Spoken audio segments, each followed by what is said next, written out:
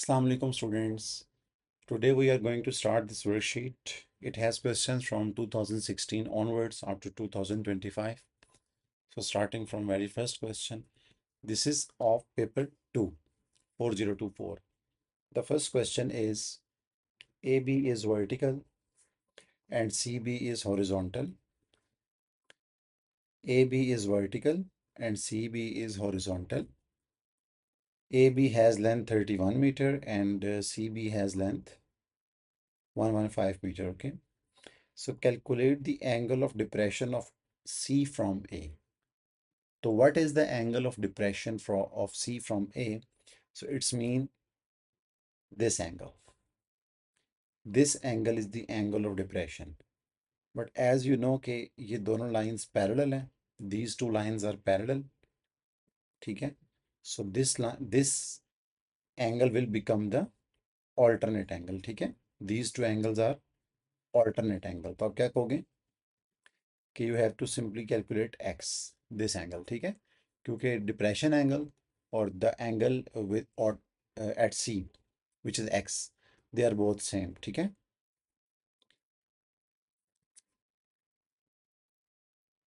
So now you know that what is tan. ठीक है? So simply apply tan theta. So tan theta is equals to perpendicular. Tan x is equals to perpendicular divided by base. I would mention tan theta is perpendicular over base through proper brushing. So this is formula for tan theta. So simply take inverse. So x is equals to tan inverse of 31 over 115. So shift tan 31 divided by 115. So it is 15.08 degree. Right, students? Next we have JK are two positions at sea level. The base of a lighthouse is at L. J is due east of L and K is due south of L. ठीक है? So it's mean this line is a horizontal line just because that J is due east of L. And this is a vertical line just because that K is due south of L. So it means that this angle is 90 degree. Okay. This angle is 90 degree. Now you have given two lengths LA, KL, which is 354 meter, and KJ, which is 1100 meter. Okay. 1100. So all you need to do is to calculate angle LJK. Where is LJK? This angle. So LJK means this angle. So you have to find this angle. तो कैसे calculate करेंगे? Let's call it Y. So opposite to this Y, this is the perpendicular, and opposite to 90, this is the hypotenuse. ठीक है? तो perpendicular और hypotenuse कहाँ connect होते हैं? Some people have, which is sine. So you simply apply sine Y is equals to P over H. So sine Y is equals to 354 divided by 1100. Now simply take its inverse. So sine inverse of 354 divided by 1100. So shift sine 354 divided by 1100. So this is 18.77. Okay. This is the answer. Next part. Hence find the bearing of K from J. K from J. तो as I said कि जब भी वो कहता है from, तो you have to make a north at J. So where is J? तो here we have J. इस पे आप north draw करें.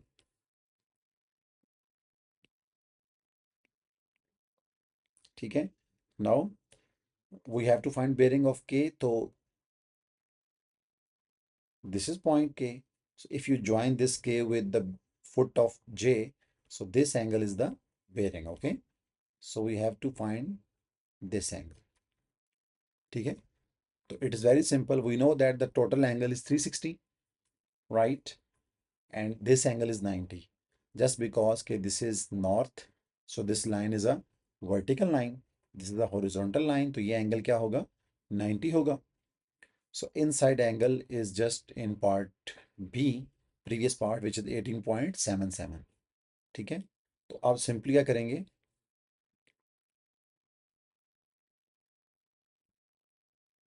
360 में से माइनस कर दोगे, ठीक है? 360 minus 90 minus 18.77. So 360 minus 90 minus 18.77. So 251.23 degree. Okay. So here we have the bearing 251. Next. Question 2. A triangle has sides of 10 centimeter, 6 centimeter and 9 centimeter. So you have given diagram. You have to find theta. बच्चों आप सबको पता है कि जब तीनों sides दी होती हैं तो आप कोई भी एंगल फाइंड कर सकते हो यूजिंग कोसाइन रूल, ठीक है? तो अगर आपने थीटा फाइंड करना है तो कोसाइन रूल आपने ऑपोजिट साइड पे लगाना है, तो कैसे लगाओगे? It will be 10 square because we have to find theta, so opposite to theta here we have 10, so put square on 10, so 10 square is equals to 9 square plus 6 square minus 2 into 9 into 6 into cos of theta. Okay, so let's make a fraction now. This is 100, this is 81, this is 36 is equals to minus 2 into 9 into 6 into cos theta, just divided by, okay, हम कर लेते हैं calculator से. So 100 minus 81 minus 36, so minus 17 divided by, divide this whole thing here, okay? So this is simply 2 times 9 times 6. So 108. So minus 108 is equals to cos theta. So minus will be cancelled out and you simply calculate theta is equals to cos inverse of 17 over 108. ठीक है? Minus minus से cancel हो जाएगा, ठीक है students? So shift cos 17 divided by 108. So it is 80.94 degree.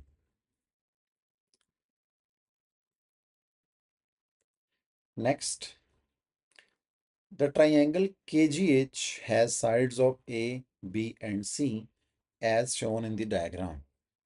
It is given that KGH is an obtuse angle. ठीक है? तो ये obtuse angle है KGH. This angle is obtuse. Okay? So this is the greatest angle in this triangle. So complete the statement below using one of the symbols. मैंने आपको बच्चों एक concept बताया था कि ट्राइंगल एक्यूट हो, ऑब्ट्यूस हो या राइट ट्राइंगल हो तो क्या रिलेशन होता है उनकी साइड्स में. So let me show you. Here we have the relation, you can see.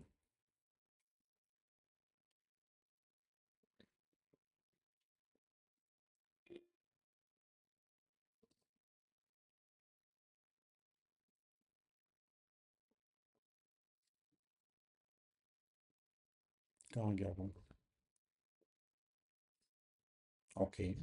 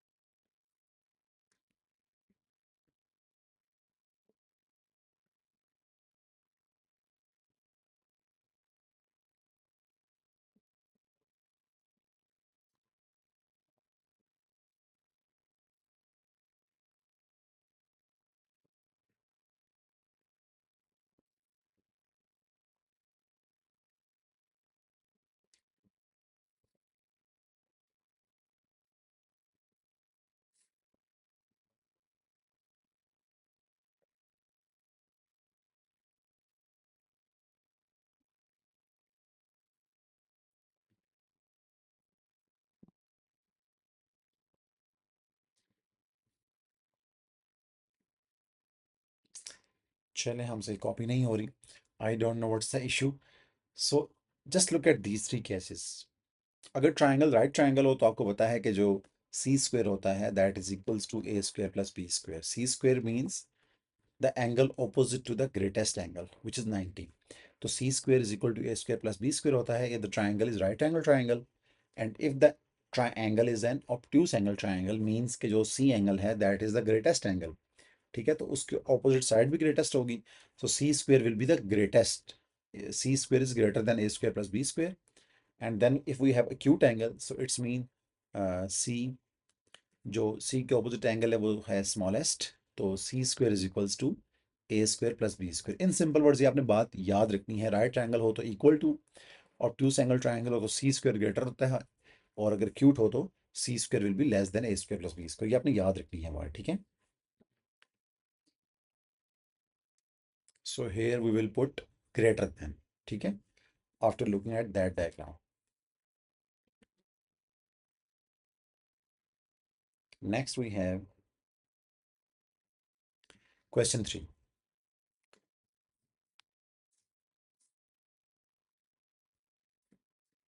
So the diagram shows a vertical wind turbine with blades 30-meter long.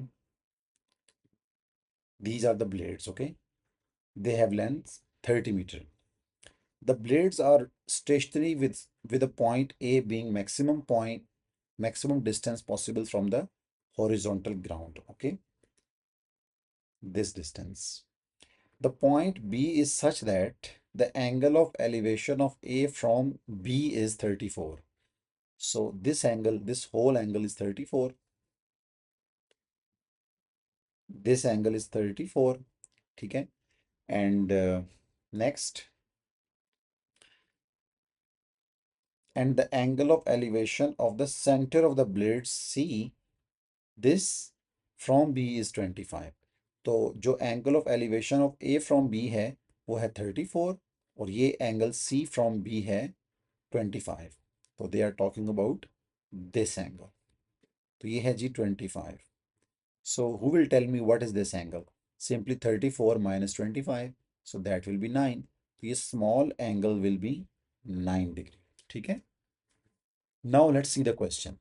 So calculate the distance AB. Calculate the distance AB. अच्छा, अब students देखिए आप कैसे calculate करेंगे इस distance को। We don't have this thing, we don't have this length, ये वाली, बस हमें ये 30 दी हुई है, ये वाली ना। So if you just look at this triangle, in this triangle we have given one side and one angle. So can we find student this angle? अच्छा एक बात सुने, अगर आप ए को ज्वाइन करें ना वर्टिकली तो you will see a vertical pole here ना, ये आपको एक परपेंडिकुलर लेंथ नजर आएगी, ठीक है। तो can we find this angle? The answer is yes. How? It is very simple. Here we have angle 30, this angle is 90। So simply you will subtract from 180 and you will find this above angle, top angle, ठीक है। तो मैं क्या करूंगा, मैं लिखूंगा 180 minus 34 minus 90 is equals to 180 minus 90 minus 34 is equals to 56। तो ये जो टॉप एंगल है ना बच्चों, ये वाला, दिस एंगल इज 56, ठीक है। सो मैं ये ट्राइंगल सेपरेट बना रहा हूँ यहाँ पे, ये देखिए, ये जो ए सी बी ट्राइंगल है वो जो टॉप वाली है उसको मैं अलग कर रहा हूँ। तो this is A, this is C, this is B. तो ये एंगल आ गया 9, ये लेंथ है 30 और ये एंगल है 56, ठीक है। तो क्या मैं ये वाला एंगल फाइंड कर सकता हूँ? एब्सोल्युटली। तो क्या मैं करूँगा, 180 माइनस 56 माइनस 9, ठीक है।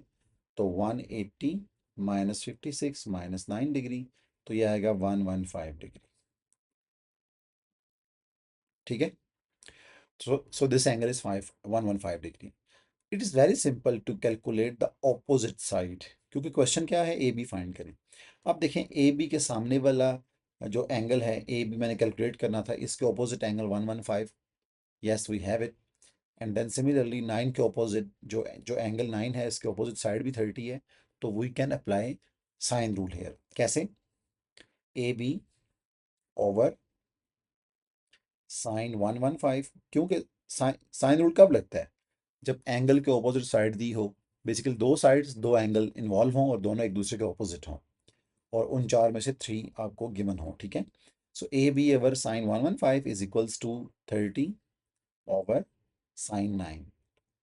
तो क्या होगा? Simply make A B subject, so 30 into sine 115 divided by sine 9 degree. So put this in calculator. 30 into sine 115 divided by sine 9 degree. तो ये आएगा 173.80. Okay.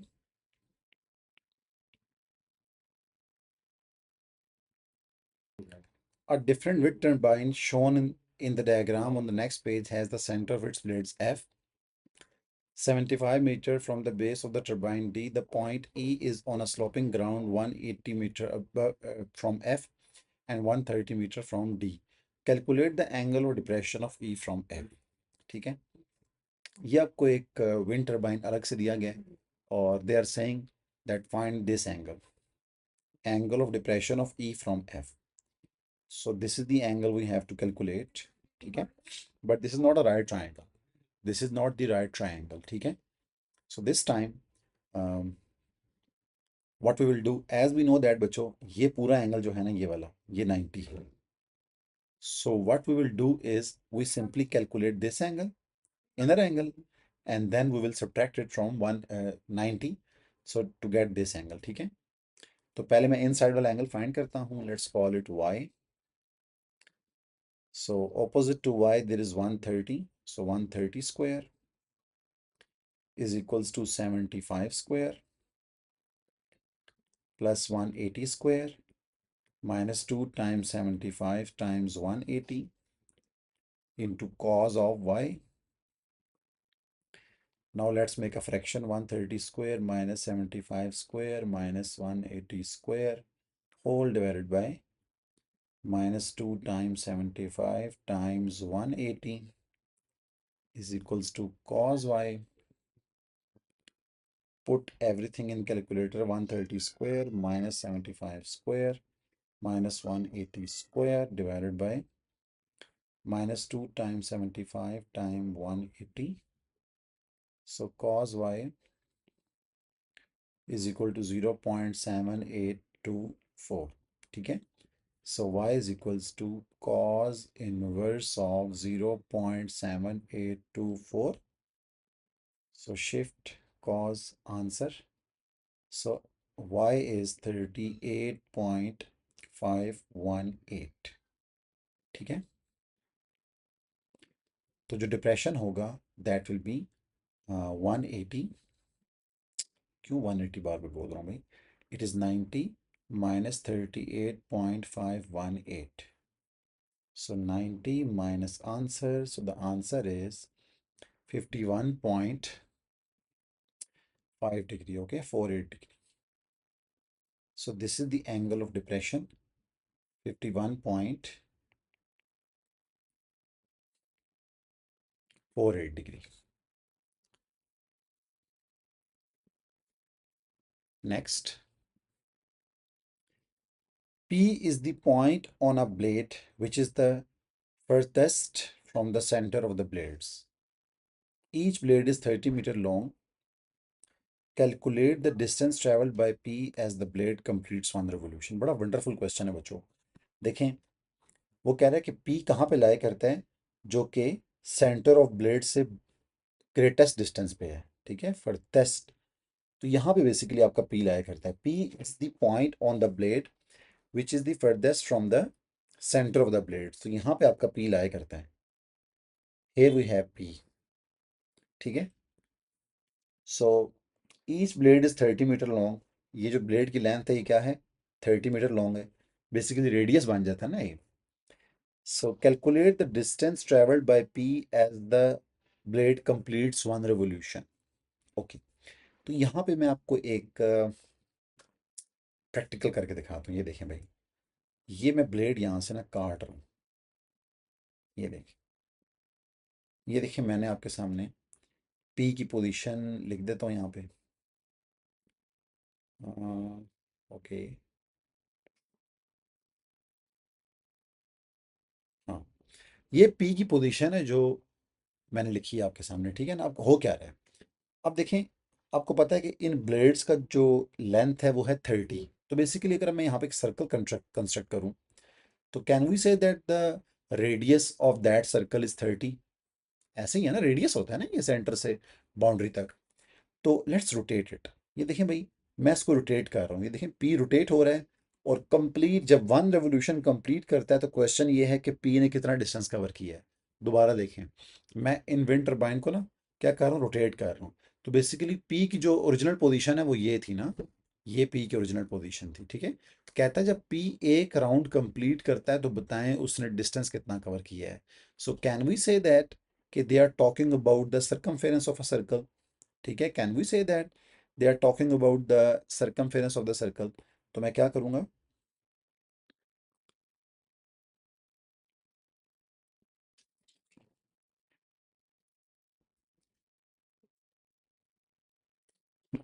So can we say that the distance is 2 pi r, where 2 into pi into r is 30, so which is 2 into pi into 30. So you will see that this is 188.495. Okay,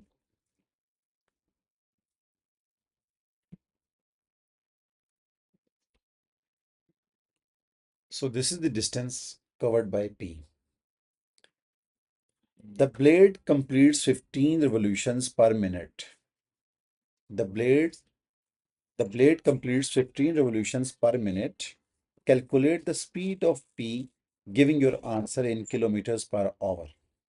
बड़ा ही जबरदस्त question है बच्चों। तो सबसे पहले देखें, उसने जब एक रेवोल्यूशन की है ना, एक रेवोल्यूशन, तो उसका ये डिस्टेंस है, ठीक है। So I would say distance, this is metre बच्चों, ठीक है ना, ये मीटर है। Distance covered in 15 revolutions is equals to 15 into previous answer, that is 188.49 meter. तो यहाँ से जो आंसर आएगा वो मीटर्स में होगा, multiplied with 15। So that is 2827.433। ठीक है बच्चों। Next,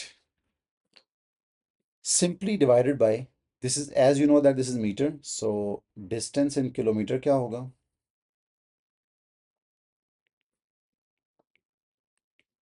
280, just divided by 1000. So this will become kilometer. So if you divide it by 1000, so you will get, you can see 2.827, ठीक है। So this will become 2 point, क्या हो गया इसको,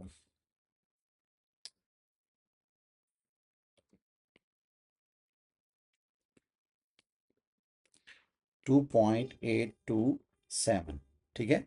So this is the distance in kilometer. अब हमें per hour निकालना है स्पीड, तो speed will be next, as you know that 1 hour is equal to 60 minutes.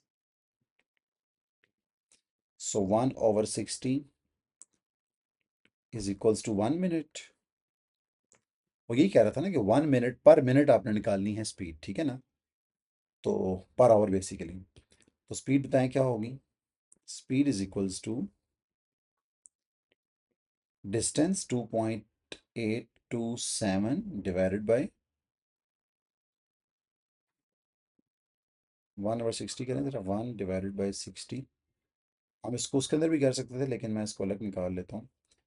that is equals to 0.016, 0.0167, 0.0167, तो ये है किलोमीटर पर आवर। तो करें कितना आता है, 2.827 डिवाइडेड बाय 0.0167,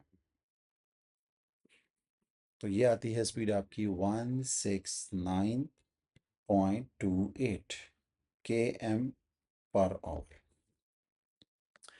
बहुत सिंपल था, दोबारा सुन लें कि उसने कहा था कि 1 मिनट के अंदर वो 15 रेवोल्यूशंस कंप्लीट करता है। तो मैंने क्या किया, मैंने पर मिनट की बात हो रही थी ना, तो मैंने 15 जो रेवोल्यूशंस थी उसका टोटल डिस्टेंस निकाल लिया मीटर के अंदर। So that was 2827.433 meters. So the question was to calculate the speed kilometer per hour. तो फिर मैंने डिस्टेंस को कन्वर्ट किया किलोमीटर्स में, just divided by 1000, so it will become kilometers, 2.827 kilometers, and then 15 revolutions per minute दी हुई थी। तो as you know that 1 hour is equal to 60 minutes, so 1 minute is equal to 1 hour 60 hours, so that is 0.0167 hour। ठीक है, तो speed is equal to क्या होता है, डिस्टेंस ओवर टाइम। तो distance in kilometre was 2.827 kilometre, और time per hour था, तो पर मिनट में पर आवर कितना था, 0.0167।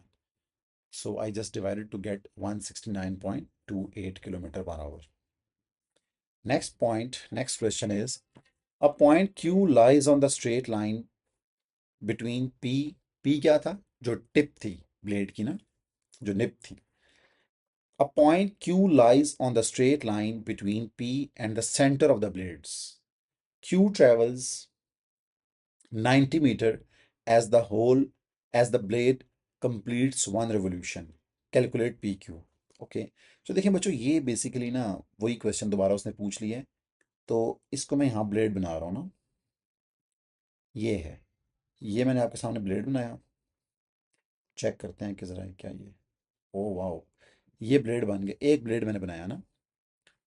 तो दिस इज द ब्लेड,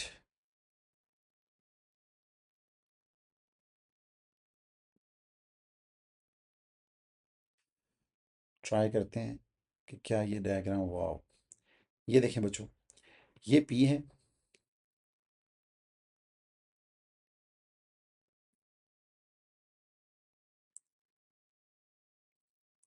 ये पी है,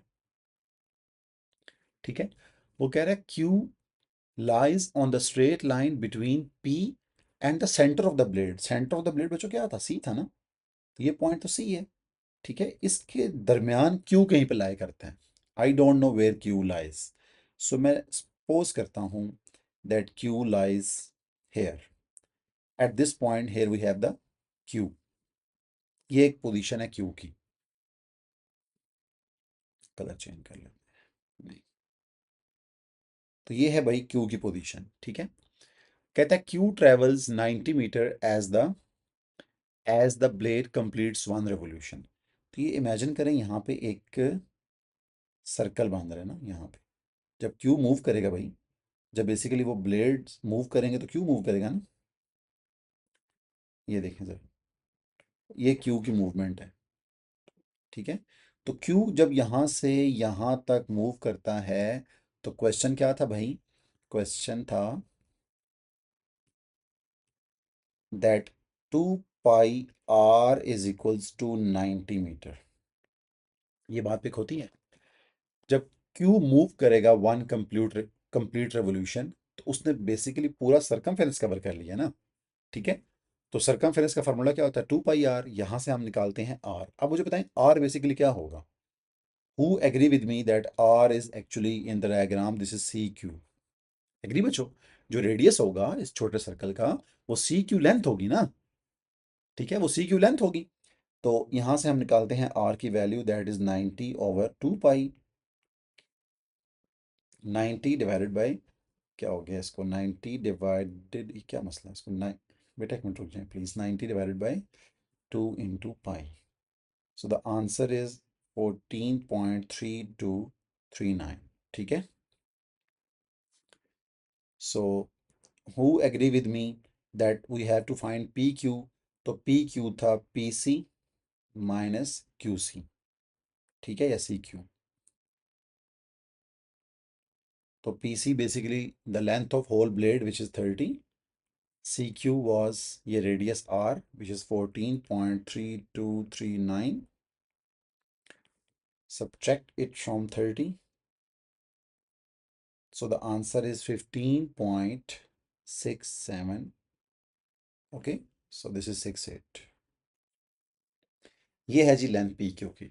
इस क्वेश्चन में बच्चों बहुत सारे कॉन्सेप्ट्स आपके क्लियर हो गए होंगे, ठीक है। सर्कल का जो सरकमफेरेंस है उसका आपको आइडिया भी होना चाहिए, हमेशा नहीं कि आपको बस सर्कल दिया जाएगा, रेडियस दिया जाएगा और आपसे सरकमफेरेंस फाइंड करवाएगा, कभी ऐसे क्वेश्चंस भी आ जाते हैं।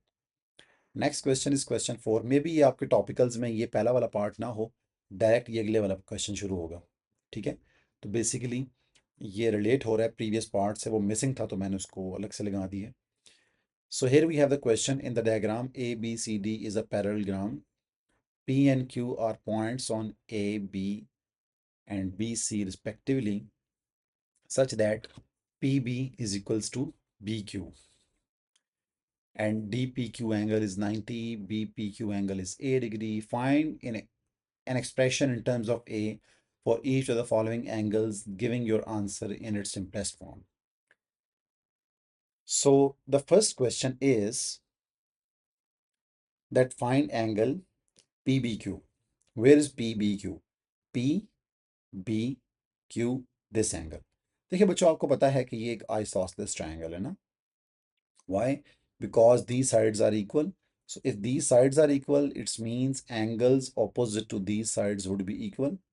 ठीक है, तो इनके opposite angles भी equal होंगे, तो इट्स मीन ये वाला एंगल क्या होगा, अगर ये A है तो वो भी क्या होगा, A होगा, ठीक है।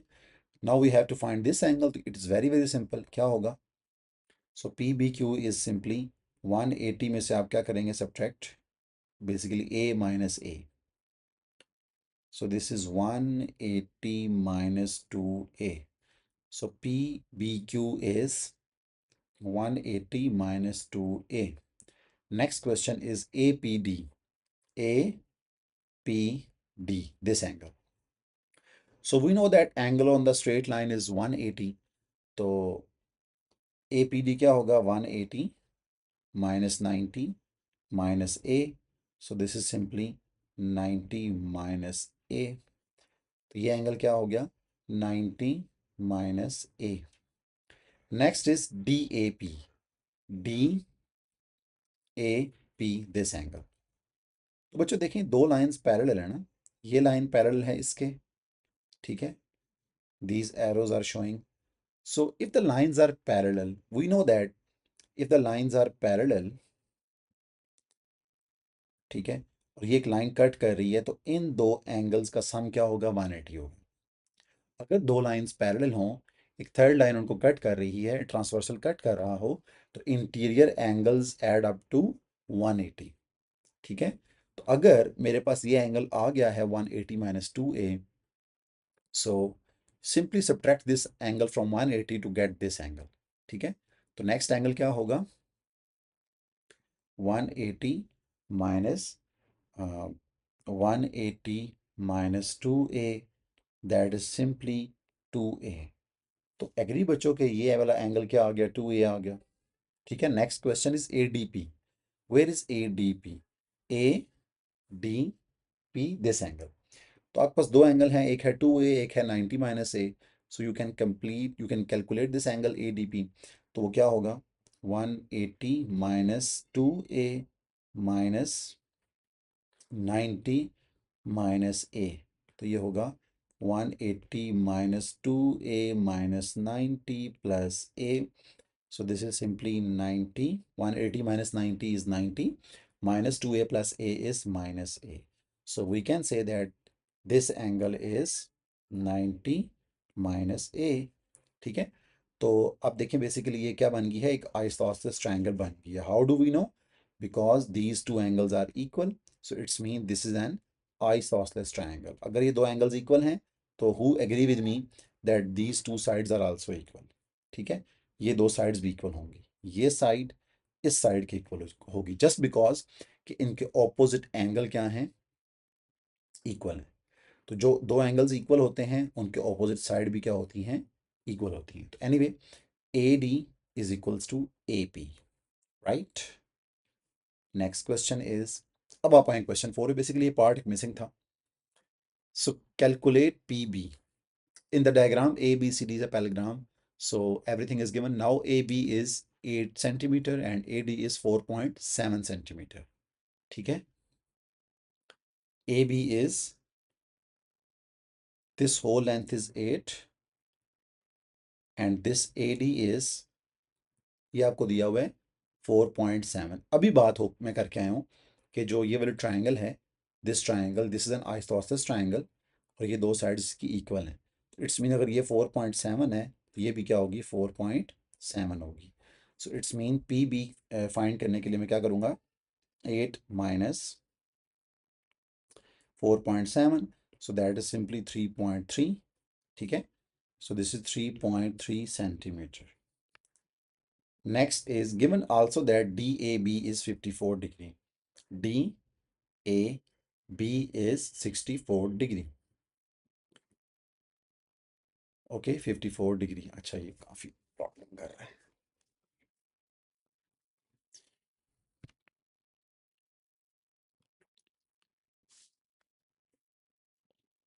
DAB is 54 degree. Calculate the area of the parallelogram. Okay, तो ये एंगल आपको दिया हुआ है।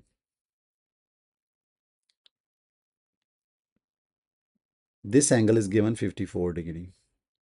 Okay, so you have to find the parallelogram area. So it is very simple. Simply draw a perpendicular so that we can find the height of the parallelogram. तो यहाँ से मैं perpendicular draw कर रहा हूँ यहाँ पे.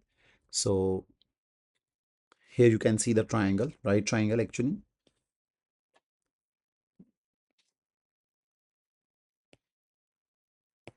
Let's call it point M.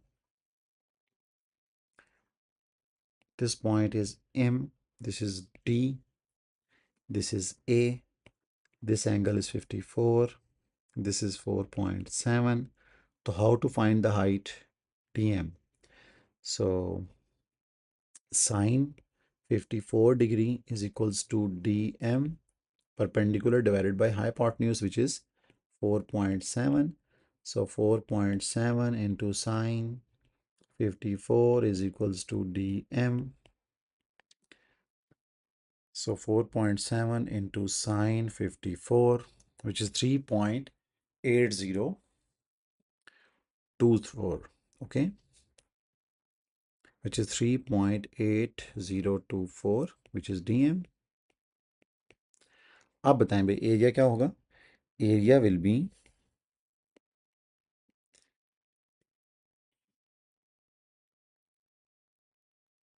So base क्या है इसकी, बेस है ए बी और हाइट क्या है,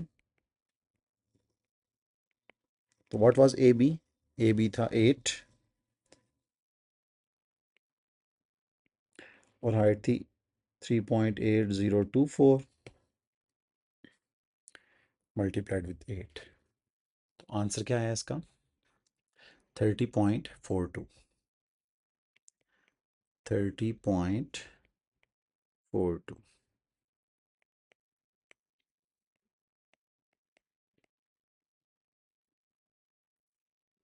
Next,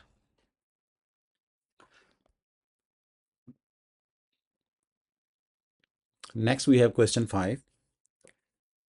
The diagram shows the position of four island A, B, C, D. A is due north of B. A is due north of B. So this means this is a vertical line. Okay. So angles are given, sides are given. Calculate the bearing of D from A. D from A means, देखिए D कहाँ पे है, A कहाँ पे है। A के north से आपने D का एंगल कैलकुलेट करना है, बट क्लॉकवाइज एंगल। तो कौन सा एंगल होगा, they are talking about this angle. ठीक है,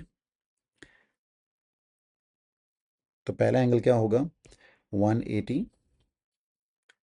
plus 55 plus 48।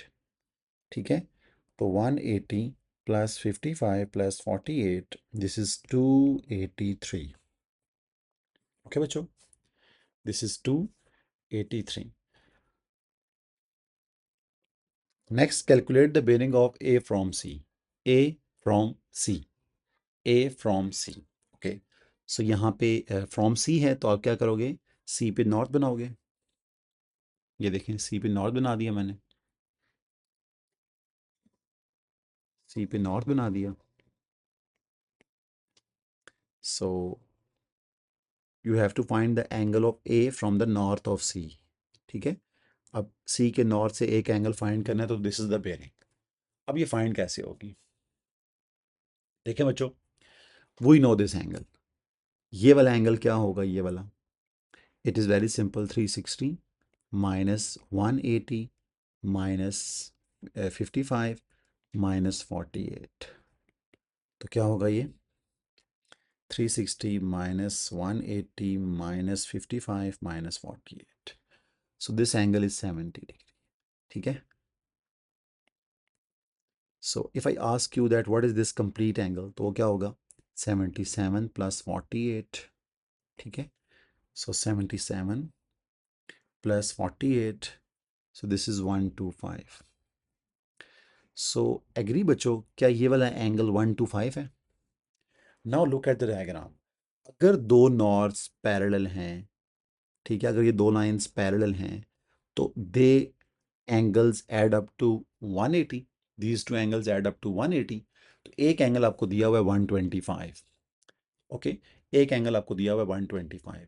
So what is the bearing then, आप क्या करेंगे, आप करोगे 180 माइनस 125, एक मार्क है बच्चों। आप ये इट्स बेटर की कैलकुलेशन भी आप नीचे कर देते। So this will be 55 degree, so bearing will be 055 degree. So this is the bearing.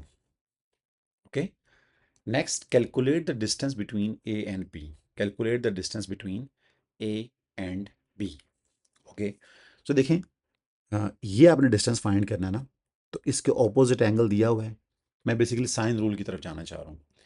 And similarly this side is given but the opposite angle is unknown, but we can find that angle. How, because we have given two angles. ठीक है, अगर हम निकालना चाहें तो it is very easy. How to calculate this third angle, so this is simply this angle is 180 minus 51 minus 55। बहुत सी working ना हम ट्रिग्नोमेट्री में मेंटल मैथ कर रहे होते हैं, ज़रूरी नहीं होता कि आप लिखें भी। ठीक है, so you can even write this angle directly in your mind. This angle is 74। And now if you look at sine rule, so A B over sine 19 degree, sorry मैंने क्या कर दिया, A B over sine 51 is equals to 19 divided by sine 74। So A B is equal to क्या आएगा, 19 sine 51 divided by sine 74। So 19 sine 51 divided by sine 74, तो ये आएगा 15 point, सो 15.36। Okay बच्चों,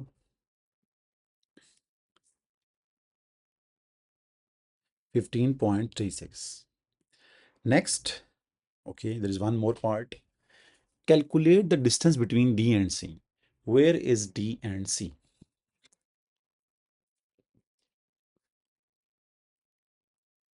डी से सी का डिस्टेंस फाइंड करना है बच्चों, डी से सी का। तो देखें, बेसिकली मैंने आपको बताया था विक्ट्री साइन एक बनता है ना, कि दो साइड्स आपको दी हुई हैं, उनके इंक्लूडेड एंगल दिया है और सामने वाली साइड आपसे फाइंड करवा रहा है। तो it is very easy to apply cosine rule here. ठीक है बच्चों, तो आप क्या करेंगे, को साइन रूल लगाएंगे डी सी पे। So D C square is equals to 19 square plus 27 square.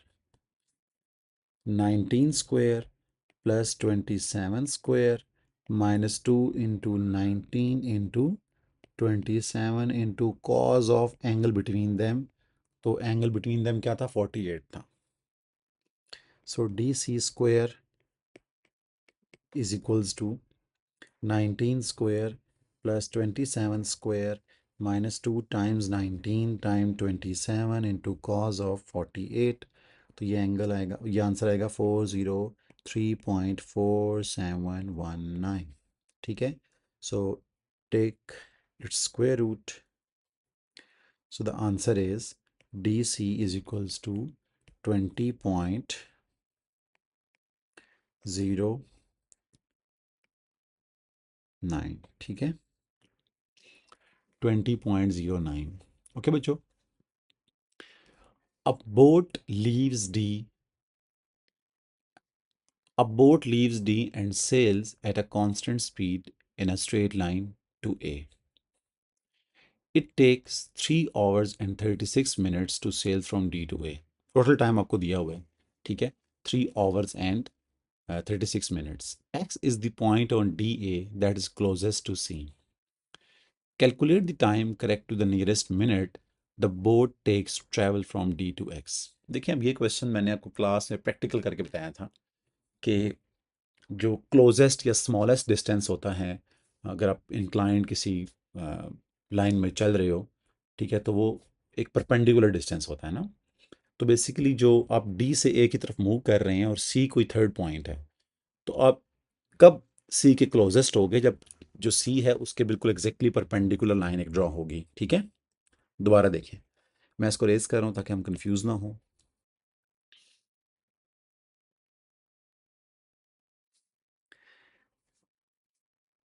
अब बच्चों,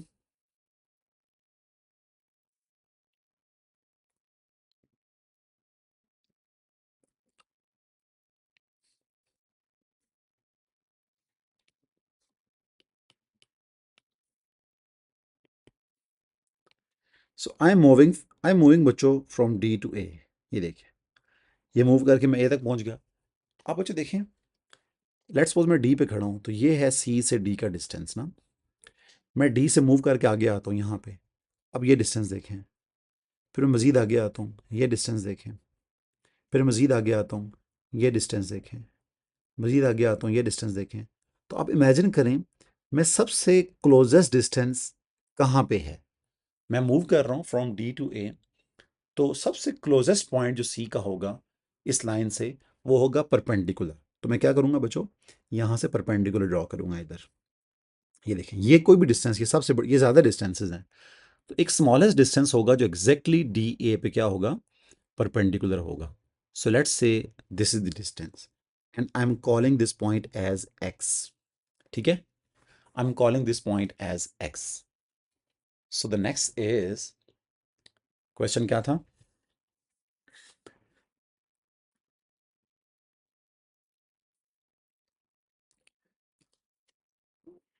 So the question is, a boat leaves D and sails at a constant speed in a straight line to A.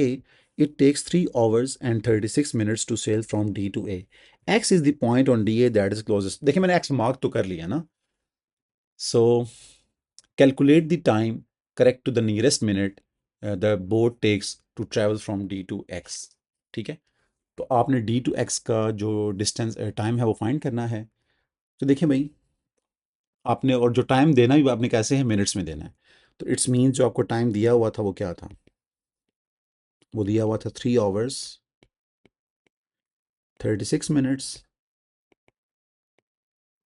तो अब इसे convert कर लें through out minutes में। सो 60 3 ज़ार 180 plus 180 minutes plus 36, so that is 216 minutes. जो आपको time दिया हुआ था आवर्स और मिनट्स में, मैंने उसको सारा कन्वर्ट कर लिया मिनट्स में। ठीक है, अब मैंने कैलकुलेट करना है D X. How to calculate D X बच्चों? तो सबसे पहले मैं क्या करूँगा, आई विल डू, ये देखें, मुझे ये वाला डिस्टेंस फाइंड करना है ना। तो देखें, सॉरी, डी से एक्स का डिस्टेंस फाइंड करना है। देखें, टोटल डिस्टेंस आपको दिया हुआ है 27। टोटल डिस्टेंस 27 दिया हुआ है। What if I calculate the other distance A x? अगर मैं ये वाला डिस्टेंस फाइंड कर लूँ यूजिंग दिस राइट ट्राइंगल, ये देखें राइट ट्राइंगल आपको दी हुई है ना। तो मैं अगर ए एक्स फाइंड कर लूँ, उसको 27 में से माइनस कर दूँ, तो भी मेरा डी एक्स आ सकता है।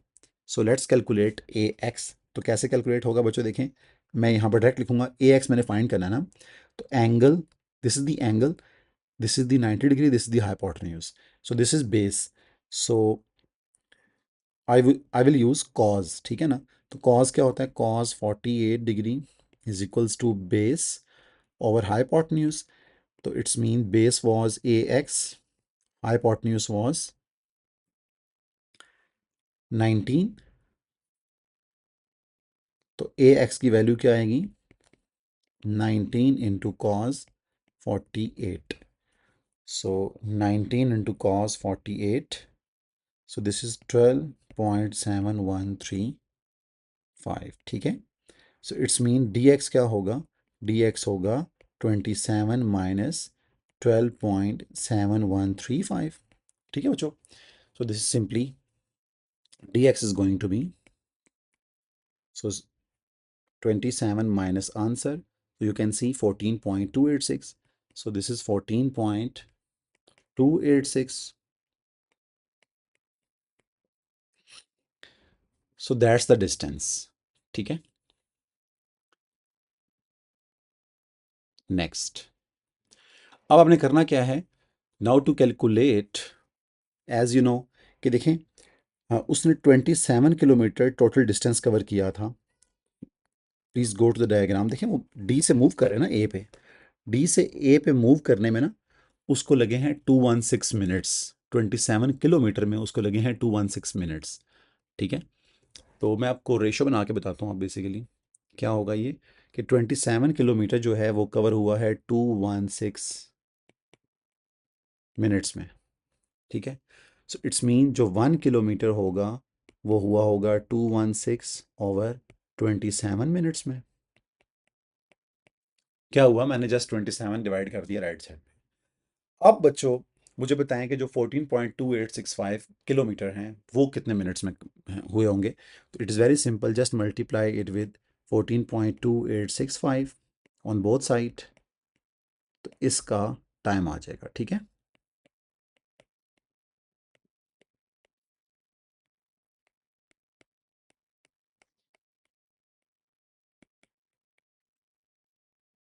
ठीक है बच्चों, कैलकुलेटर में डालें इसको.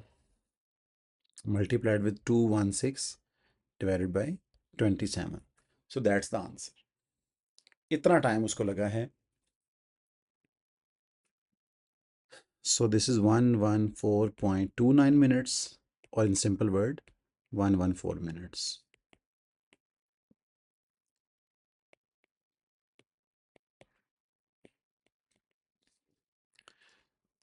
So that's it बच्चों.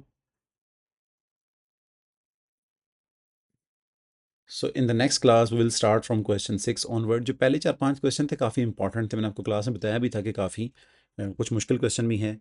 तो ठीक है, थोड़ा सा ट्रेंड से हट के हैं. तो अगली क्लास में हम बाकी क्वेश्चंस करेंगे. ठीक है बच्चों? अल्लाह हाफिज़.